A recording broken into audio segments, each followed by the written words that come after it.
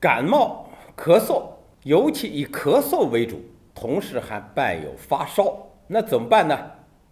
每天5分钟，学会《伤寒论》。在《伤寒论》的第41条，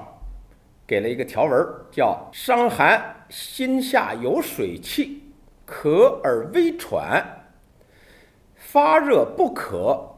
复汤以咳者，此寒去郁结也。小青龙汤主之。”说呢，伤寒，平时我就得了这个感冒、外感，我们感冒、发烧、浑身疼痛，不管是太阳中风也好，还是太阳伤寒也好，总的产生了一种病叫咳嗽，同时还有喘的这种现象，然后发烧，然后不一定口渴，有的时候口渴，有的时候不口渴。在前一个条文里头我们讲过，小青龙汤的主要指征或渴或不渴，有的渴，有的不渴，口渴。它总的来说主要以咳嗽为主，这样的病症，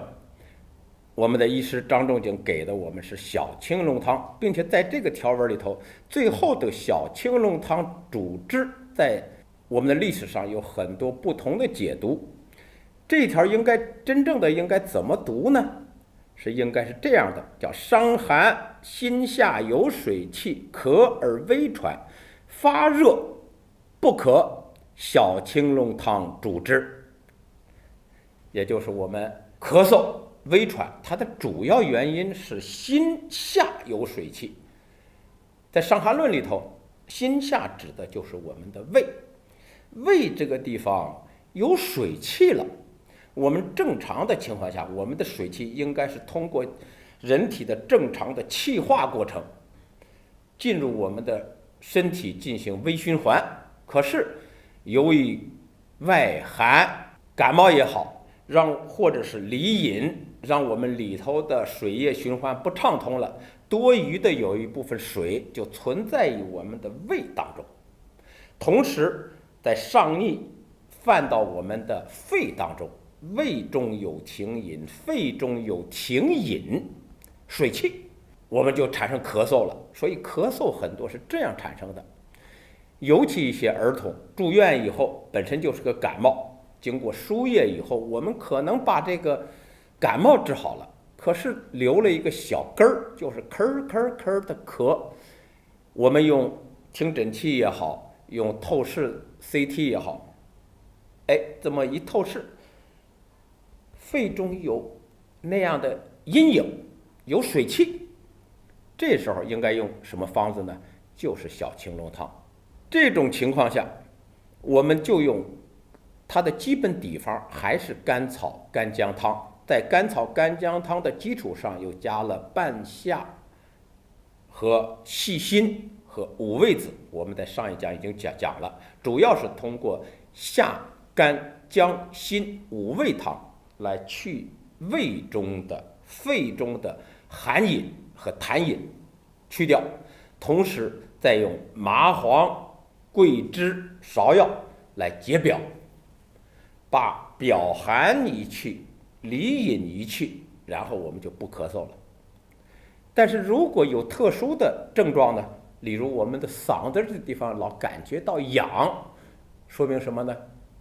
说明呢，我们嗓子这个地方气管的绒毛上有一点水气，或者有一点痰，我们就用半夏、姜、干姜、辛就是细辛、五味子，还有甘草，这样五个药的基础上，往往再加一个紫苑、冬花和射干。射干专门清气管上的炎症，再用紫苑、冬花，再把这样的痰顽痰化稀痰，然后半夏刺激膜系统分泌，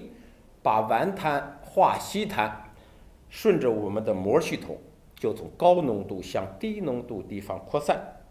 就排出体外，然后用射干把这个地方的炎症也消掉了，这样呢我们就不咳了。主要的目的就是既解外表寒，又要去离饮，离饮为主。离饮的基本的方剂就是下干姜辛五味汤，大家记住就行了。然后腹汤易渴者，服了小青龙汤喝了以后有点口渴了，这证明我们的寒就要去了。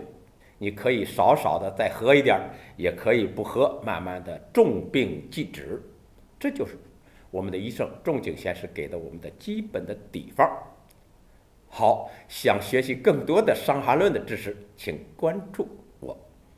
有一句话说是求医不如求己，与其把自己的健康交给医院，还不如把自己的健康交给我们自己。那怎么办呢？就要学好中医，学习《伤寒论》的知识。有的朋友会说中医太难学了，《伤寒论》作为经典中的经典是更难学，我学不会，那怎么办呢？不要紧，我们在每个月将从头条里头招募500名学员，我将手把手的利用每天早课的时间带大家用大道至简的办法学习《伤寒论》的知识。想学习的朋友呢，可以点击我的头像进入主页，然后再点击私信，我将安排我的老师跟大家联系，